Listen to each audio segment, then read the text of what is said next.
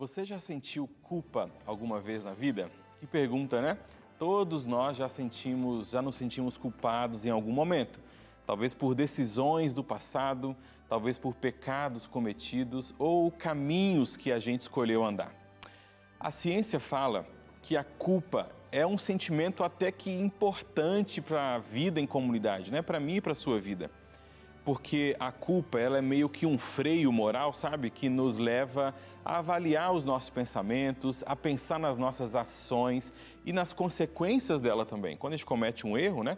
A gente geralmente sente essa culpa e muitas vezes ela nos leva a tomar uma atitude, ou uma atitude desesperada, ou uma atitude de reconciliação, de perdão, né? O problema é que quando a culpa ela está em excesso, ou aquela culpa que nunca vai embora, isso pode levar a muitos problemas mentais, psicológicos e até físicos. Saiba que em Deus o seu passado não te condena.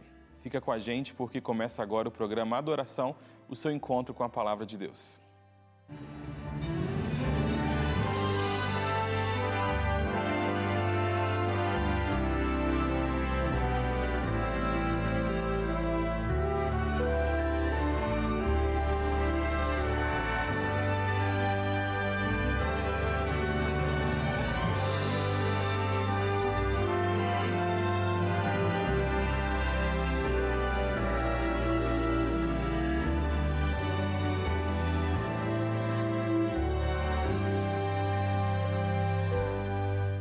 Seja muito bem-vindo ao nosso programa. Que bom receber você aqui para a gente conversar um pouquinho sobre a Palavra de Deus. Estou muito feliz de estar com vocês aqui. Um grupo da Novo Tempo esteve lá no estado do Amazonas, na região de Manaus, e eu quero mandar um grande abraço para a comunidade de Nova Jerusalém. Eu sei que eles estão assistindo, são telespectadores assíduos ali da TV Novo Tempo, também da rádio, né? E eu quero mandar um abraço para vocês que estão no meio da floresta amazônica. E nós passamos 10 dias ali sentindo o cuidado de Deus. Foi impressionante. Que Deus abençoe vocês aí, tá bom? Bom, você já sentiu aquela angústia persistente? Ou talvez um mau humor constante, pensamentos de destruição, ou sentimento de que você não é digno, de que você não merece coisas na vida por conta de algo que você fez no passado? Pois é, a mensagem de hoje é justamente para você. E eu quero já, no início da nossa conversa aqui, apresentar para vocês uma revista que tem tudo a ver com o que nós vamos falar aqui. A gente sempre mostra, e durante esse mês inteiro nós temos mostrado essa revista, que é a revista Mente Feliz. Foi escrita pelo Dr. César Vasconcelos, e ele vai trazer aqui oito temas, né, de diversos aspectos diferentes, falando sobre o cuidado com as emoções. E um dos temas que o Dr. César vai trazer é justamente o tema do perdão e da culpa, né? A gente muitas vezes associa o tema do perdão ao perdão que eu devo conceder ao meu próximo. E está tudo certo, isso é verdade. A gente tem que perdoar o próximo, o nosso amigo, o nosso irmão, porque isso é viver em comunidade, né? Mas tem um outro tipo de perdão que é muito poderoso, que é aquele que nós concedemos a nós mesmos depois de sermos perdoados por Deus. Essa revista vai falar um pouquinho sobre isso aqui em um dos capítulos, né? Muitos de nós, a gente carrega o peso dos erros passados, momentos de fraqueza, decisões que nos trouxeram arrependimento e cicatrizes emocionais. E essa mensagem, o que está aqui neste conteúdo, é um lembrete do poder de Deus e do poder do amor dele nas nossas vidas. E um lembrete também da libertação, né, que nós podemos encontrar em Cristo Jesus e a promessa de que em Cristo nós podemos ter um novo começo.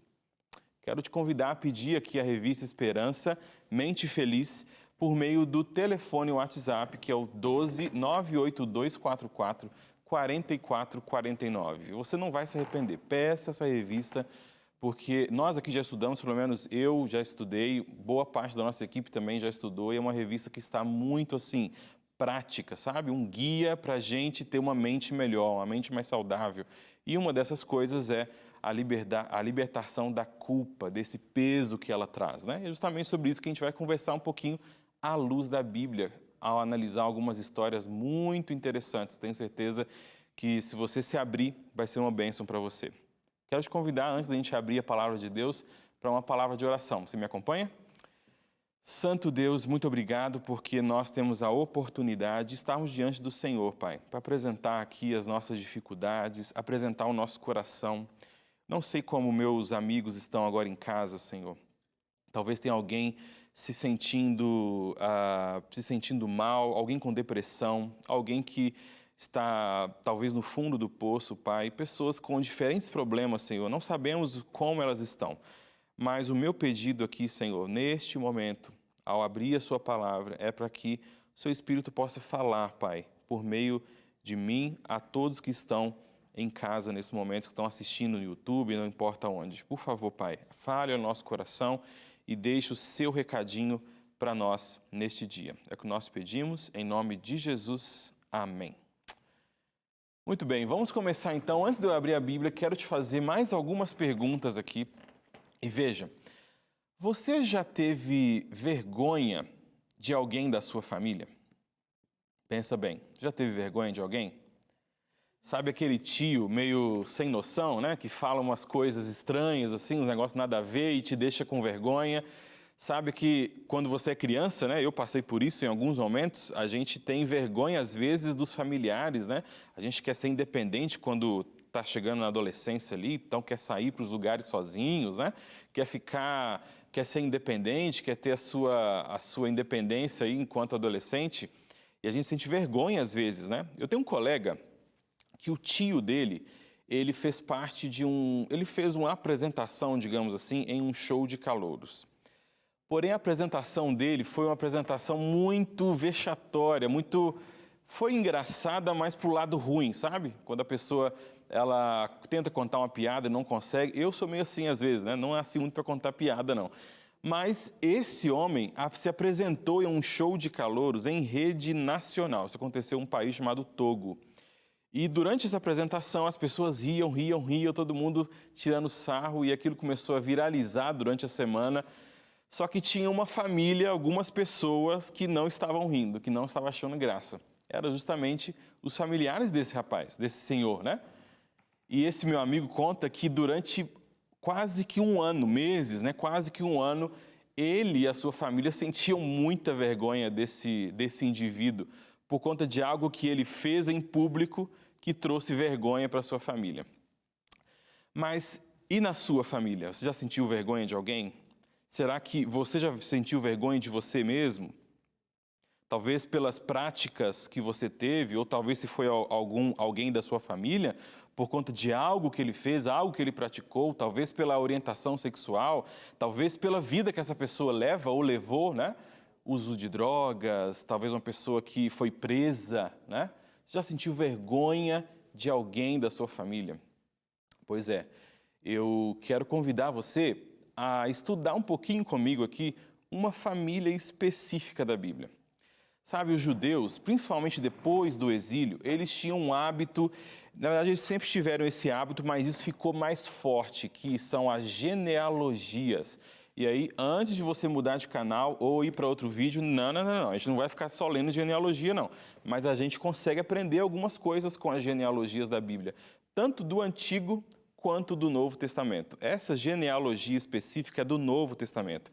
E esse palavrão, né, genealogia, quer dizer a nossa família, os nossos ascendentes, né? Eu tenho a minha mãe tem a mãe dela, e a mãe dela tem a mãe dela, e assim vai subindo, né? Isso forma a genealogia, ou a árvore genealógica, né? E eu gostaria de estudar com vocês a genealogia de alguém bem conhecido no Novo Testamento, Jesus. E se você já sentiu vergonha de alguém da sua família, quando a gente lê aqui em Mateus 1, quero convidar você para abrir a sua Bíblia em Mateus, primeiro livro aí do Novo Testamento, no capítulo 1. Enquanto você abre, eu vou te contextualizando aqui, mas quando a gente vê aqui a genealogia de Jesus, nós observamos que Mateus não tira algumas pessoas dessa genealogia. E aos meus olhos, e talvez aos seus olhos, essas pessoas não deveriam fazer parte da genealogia de Jesus. E era comum, há achados históricos, arqueológicos, que mostram essa prática comum de, se uma pessoa trouxe vergonha, desonrou a família, ela não faz parte mais da família. E eu vivi em uma região do planeta por um tempo, uma região ali do oeste da África, onde isso acontecia às vezes também. Se alguém trazia vergonha para a família, essa pessoa simplesmente não fazia mais parte da família. E aqui no Brasil a gente tem vários exemplos assim também, talvez um pouco antes, né, um pouco mais antigos talvez, dependendo de alguma família específica com tradições diferentes, tem isso até hoje. Quando uma pessoa traz desonra, ela perde o privilégio de fazer parte dessa família. E algumas pessoas que estavam na genealogia de Jesus, se fôssemos olhar pelo olhar humano, elas também deveriam ser removidas, ter sido removidas dessa genealogia. E o fato de elas não terem sido removidas e os fatos delas, né, aquilo que elas fizeram está registrado na Bíblia, traz algumas lições muito importantes para nós. Veja, lá em Lucas, a gente não vai abrir aqui, mas em Lucas nós também temos a genealogia de Jesus. Mas o foco de Lucas é outro. Lucas ali, ele quer falar sobre a linhagem comum de Jesus e como ele também era filho dos homens, né? Já Mateus, ele vai falar que Jesus também era filho dos homens, mas ele vai tratar de uma linhagem real. Ele vai aqui enfatizar o fato de que Jesus é filho da casa de... Exatamente, da casa de Davi. E veja, venha comigo aqui para a gente ver aqui algumas questões. Mateus, no capítulo 1, eu quero que você leia comigo a partir do verso 1. Diz assim: Livro da genealogia de Jesus Cristo, filho de Davi, filho de Abraão. Abraão gerou Isaque, Isaque a Jacó, Jacó a Judá e a seus irmãos. Judá gerou de Tamar a Pérez e a Zera. Pérez gerou a Esrom e Esrom a Arão. Veja, muitas genealogias no passado, elas eram assim. O patriarca gerou outro, que gerou outro, que gerou outro, que gerou outro. Nem sempre as mulheres eram incluídas aqui, né? Mas nós lemos aqui no verso 1 e no verso 2, nós vemos no verso 1 e no verso 2, que nós vamos até Jacó. E Jacó gerando Judá e os seus irmãos. E aqui é interessante, porque para o propósito, e preste bem atenção, para o propósito de Mateus, não importava dizer que quem eram os irmãos de Judá, né? Eles eram parte da família? Claro que eram. Mas para os propósitos de Mateus não fazia sentido citar aqui, por exemplo, os irmãos de Judá. Porém, no verso 3 de Mateus 1, Mateus ele cita uma outra pessoa que ele poderia ter pulado. Está escrito assim, no verso 3. Acompanha comigo Mateus 1, verso 3. Judá gerou de Tamar a Pérez e a Zera. Pérez gerou a Esrom e Esrom a Arão. Judá gerou de Tamar a Pérez. Poderia muito bem ter dito aqui, Judá gerou a Pérez. E aí seguir, né? Não precisava falar de com quem Judá gerou a sua filha. Isso é muito importante, porque Mateus poderia ter escolhido ocultar algumas pessoas da genealogia de Jesus, para não envergonhar o seu próprio mestre em sua linhagem. E aqui estamos falando da linhagem real. Aqui o objetivo é o quê? Falar que Jesus é filho de Davi, é filho da casa de Davi, descendente de Davi, cumprindo aí todas as profecias e as expectativas. Mas não é isso que acontece aqui. Isso me chama muita atenção, porque a Bíblia apresenta os filhos de Deus em seus melhores momentos, né? Grandes vitórias, grandes conquistas, grandes momentos de fidelidade, que deve ser o nosso alvo, né? Nós temos sempre que correr atrás disso, né? Mas também apresenta os seus filhos em momentos ruins.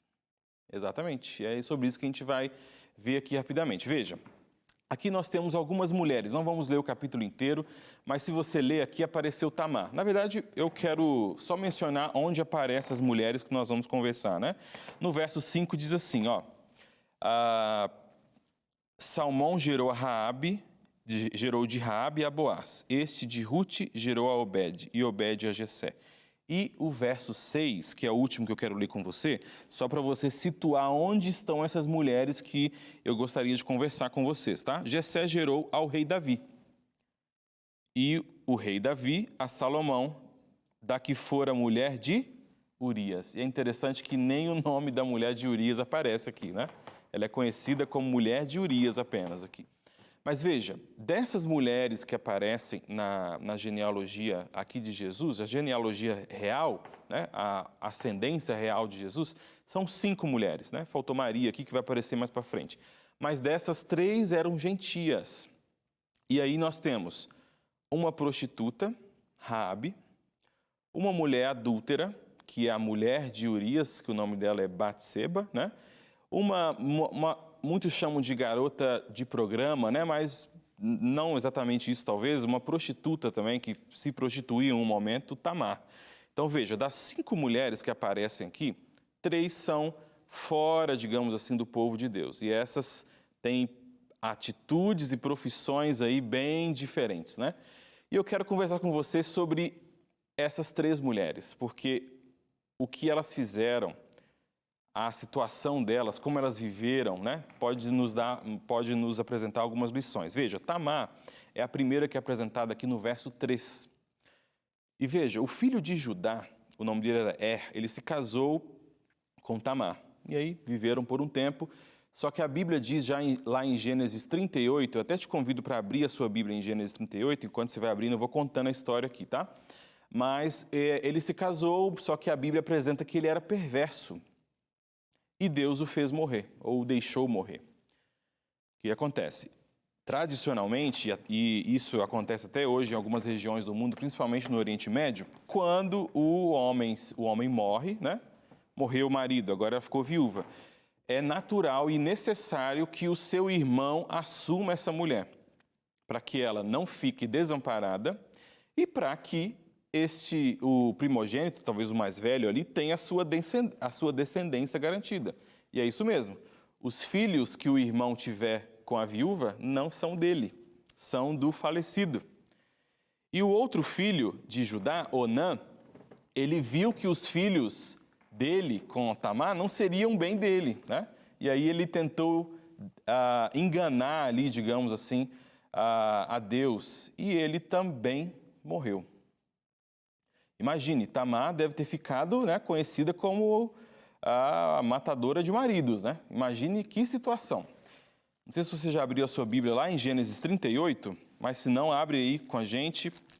Gênesis 38 é onde nós encontramos parte aqui, na verdade, encontramos todo o desfecho dessa história. Gênesis 38, eu quero ler com você o verso 11.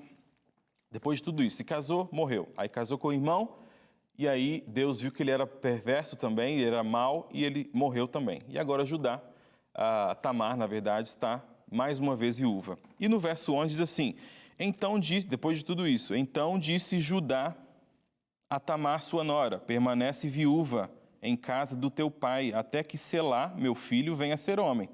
Pois disse, para que não morra também este, como seus irmãos. Assim Tamar se foi, passando a residir em casa de seu pai. Imagine só, o meu filho está muito novo, não dá para casar com você, até porque você já matou 2 dos meus filhos, né? Então, assim, vai lá ficar com seu pai. Imagine que situação. Aqui Tamar estava sendo submetida, né? E uma viúva nessa época, meus queridos, era meio que nada, sabe? Não era amparada pela sociedade. Por isso que Jesus, no Novo Testamento, vai falar tanto do apoio às viúvas. E como que nós devemos apoiar hoje em dia também as viúvas? Porque muitas tinham no marido o único provedor. Se você conhece uma viúva, apoie ela, ajude naquilo que é necessário, né? E se você é uma viúva e está me assistindo, me ouvindo nesse dia, saiba que você tem a Deus do seu lado. Mas veja, Judá também ficou viúvo. E Judá, ele vai agora até uma cidade chamada Tímina e ele passa por Enaim. E aí, era onde Tamar estava ali próximo desse local, ela fica sabendo que o seu sogro está ali, ela fica sabendo que pelo tempo o filho já teria idade para se casar com ela e ninguém se lembrou dela, né? E agora Tamar, ela cobre o seu rosto e ela vai lá para a porta de Enaim, ela tira as roupas de viúva, cobre o seu rosto, uma prática típica das prostitutas, né? E agora Judá passa por ali. E agora, Judá, ele pede para ter relações sexuais com Tamar. E Tamar aceita. E agora, depois, ela pede uma garantia. Na verdade, antes, ela pede uma garantia. O que você vai me dar em troca? Ah, vou te dar um bezerro, tá, mas eu quero uma garantia que você vai me pagar mesmo. E o que está lá em Gênesis 38, 18, é que ela pede, é que Judá oferece o selo, o seu cordão e o seu cajado, até que ele pudesse voltar, né? Mas, pastor, por que você está contando essa história aí? Porque Tamar fica grávida do seu sogro. E da sua descendência vem o Messias Jesus. Uma história de perda, de humilhação, de vergonha e de dor que foi reescrita pelo Senhor. Um erro não define a sua história. Talvez eu esteja falando para alguém que é filho de um relacionamento como esse, que já todo errado, o sogro com a nora. Talvez eu estou falando para alguém que está nessa situação, mas saiba que um erro não define a sua vida, não pode definir a sua vida. O final da história é que Tamar, ela agora vai até a terra de Judá e a história espalha. Lembra de Tamar? Pois é, Judá. Ela engravidou, acredita? E ele fica revoltado, mas não é possível. Isso aconteceu, vamos resolver com ela. Até que ela revela, né, que quem era ela, a sua identidade, fala do cajado, fala do seu selo. E aí, imagine a cara de Judá ao descobrir que ele era o responsável por aquela gravidez, sabe? Os nossos erros não nos definem. A gente não gosta que as pessoas se lembrem de nós quando a gente estava no nosso pior momento. Mas nós, às vezes, temos o costume de nos lembrarmos das pessoas quando elas estavam em seu pior momento. A outra mulher citada é Raabe, que era uma mulher cananeia e prostituta. E o seu nome aparece na Bíblia assim, Raabe, a prostituta. Mas Raabe, ela tomou uma atitude de fé ao esconder os espias hebreus. E a sua atitude, a sua fé, preservou a vida dela e de toda a sua família. De prostituta, ela passou a participante da genealogia do Rei dos Reis. E Hebreus vai se referir a ela como uma mulher de fé no Deus de Israel. Mais uma história, meus amigos, mostrando que Deus tem poder para mudar a nossa história. Não importa o que nós tenhamos vivido ou os erros que nós tenhamos cometido, o nosso Criador pode criar em nós um novo espírito, uma nova vida, um novo ser humano. Ruth, uma outra que estava nessa genealogia, uma mulher moabita, a filha de um relacionamento incestuoso entre Ló e uma das suas filhas. Para ela só restou uma sogra pobre, triste e amargurada, porém ela tomou a atitude de ficar ao seu lado e ficar ao lado do povo de Deus e de ajudar a quem precisasse. Ela não olhou para a sua dor, mas preferiu ajudar a sua sogra. E Deus, que ama os excluídos, né, e se importa com eles, mudou a sua história para sempre. Ela se casou com Boaz, um homem judeu, e ele se tornou o bisavô de Davi. Meus amigos, ciclos podem ser quebrados. Ciclos podem ser quebrados. Não é porque você os seus pais viveram uma vida assim, talvez porque você cresceu em um ambiente tóxico, que você necessariamente tenha que viver isso. Deus pode criar um novo espírito em você, uma nova criatura em você. Deus pode te dar uma vida diferente. A mulher de Urias, depois que o filho do adultério com Davi, né, ela aparece aqui também em Mateus, depois que o seu filho do adultério, né, com Davi morreu, ela se casou com Davi, eles deram à luz a outro filho chamado Salomão. E Salomão era da linhagem direta de Jesus. Todas essas mulheres viveram antes de Cristo. Mas quando Jesus esteve na terra, Jesus também nunca apedrejou as pessoas, os pecadores, por conta dos seus pecados. E aqui, meus amigos, não é uma mensagem de você pode fazer o que você quiser, que está tudo bem, porque não está. Mas, independente do que você fez no passado, a verdade que eu quero trazer para você aqui é que o seu passado não te condena se você está em Cristo Jesus, se você aceita um novo começo em Cristo Jesus e se você aceita que Ele transforme a sua vida. Se você aceitar que Ele transforme a sua vida. A expectativa da maioria das pessoas era para um Messias guerreiro que faria a limpa nos pecadores, né? E se tem alguém que poderia apedrejar aquela mulher adúltera, por exemplo, esse alguém era Jesus. Mas ele foi o único que decidiu não fazê-lo. Jesus pode dar a mim e a você uma vida diferente, uma vida nova. Se algum de vocês estiver em pecado, seja o primeiro a tirar a pedra. Foi isso que Jesus disse. Jesus pode dar a mim e a você, meus amigos, uma vida nova, uma vida diferente. Em Cristo, o seu passado não te condena. Você pode se livrar da culpa do seu passado, da culpa dos erros que você cometeu, dessa sombra pesada que te coloca para baixo. O que Jesus disse para aquela mulher é para que ela abandonasse a sua vida de pecado e tivesse uma vida nova. Abandone, meus amigos, aquilo que tem te prendido, te puxado para baixo e experimente uma vida nova em Cristo Jesus. Jesus abre os braços e recebe o pecador. Depois de recebê-lo, Jesus transforma e apaga o seu passado.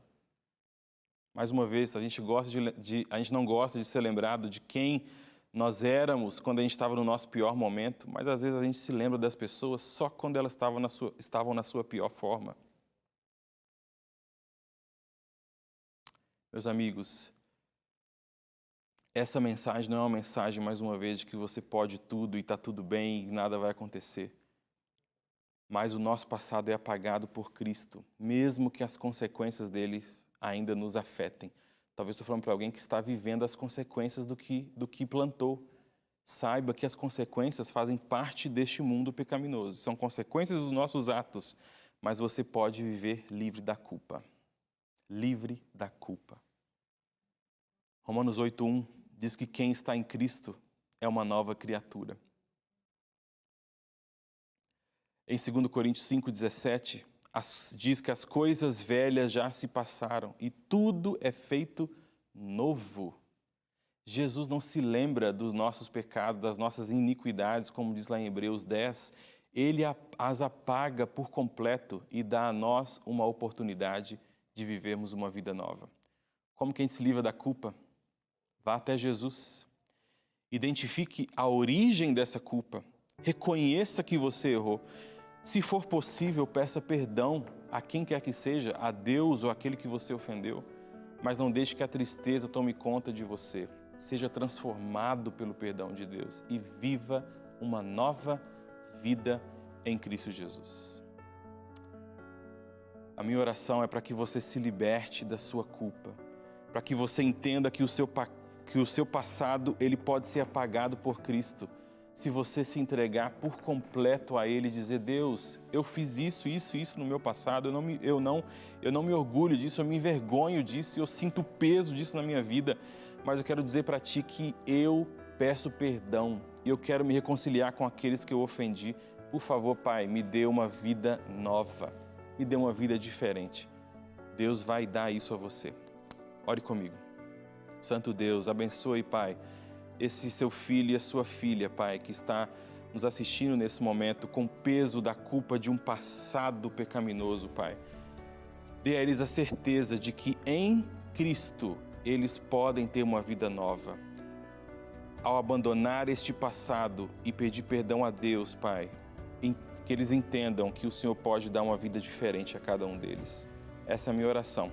Em nome do nosso Jesus. Amém.